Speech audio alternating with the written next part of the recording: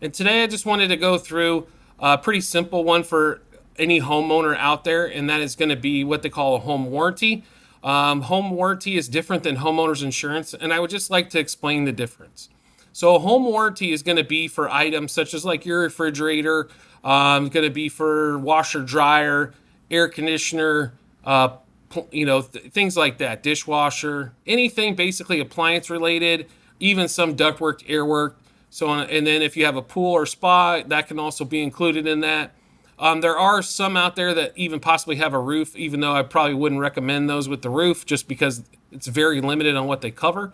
But basically, that's the items that a home warranty is going to cover. What a home warranty does is typically there's a monthly charge that you're paying, whether it be 30, 40, 50 bucks, maybe a little bit more, depending on how much coverage you're getting. And then also what they call a trip charge, which is basically you can look at it like a deductible. Typically, you have it anywhere between 50, 75, 100, 125, $150. And typically, the higher the trip charge slash deductible, the lower the monthly premium you're going to pay as well. So basically, what you would do in these type of situations, let's say the refrigerator went out, you would call, or sometimes you can hop on the website of the home warranty company, and then they will send somebody out and schedule an appointment to get somebody out to take a look at that, see if they can get that repaired, fixed, or whatever it needs to do to get you rectified and whole again. That's going to be what a home warranty does. The homeowner's insurance is basically, it protects the structure of the house, any personal property, also if you had to move out. But basically what it does, it protects it against a couple different things. So weather is going to be the primary one. So whether it be wind, hail, tornado, snow, ice, sleet. Let's say, for example, windstorm came through and knocked off shingles or tiles or whatever it may be off the top of your roof. That's what a homeowner's insurance type will cover.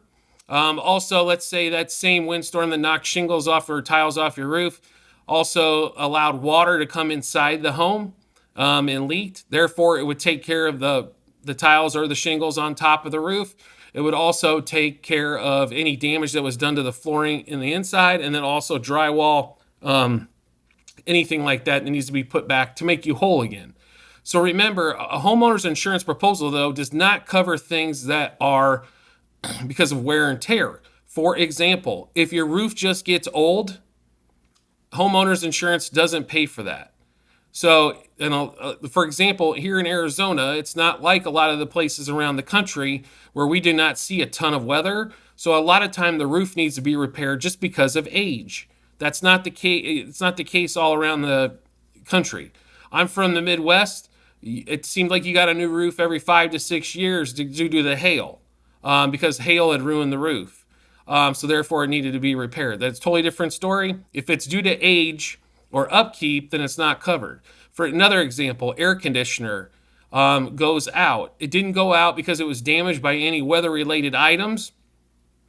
It's going to be there. So that therefore, that air conditioner is going to be, the cost of it's going to be for upkeep. So typically, you want to get everything done that's supposed to be done. So number one, we want to make sure we tune the air conditioner probably every year or every other year at the longest.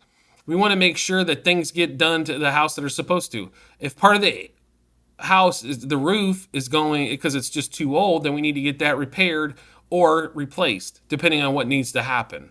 So just to keep in mind, it does not pay for, homeowners insurance does not pay for what we would call just regular maintenance. It's like maintenance on your car. So for example, if you have a warranty on your vehicle, it does not pay for the oil change. There might be some separate service contract that you have on it that pays for oil changes and tire rotations, but the warranty itself is not the one that pays.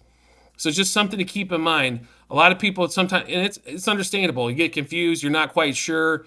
We've had a couple, 3-4 conversations a year for the past how many ever years, but sometimes we have a question.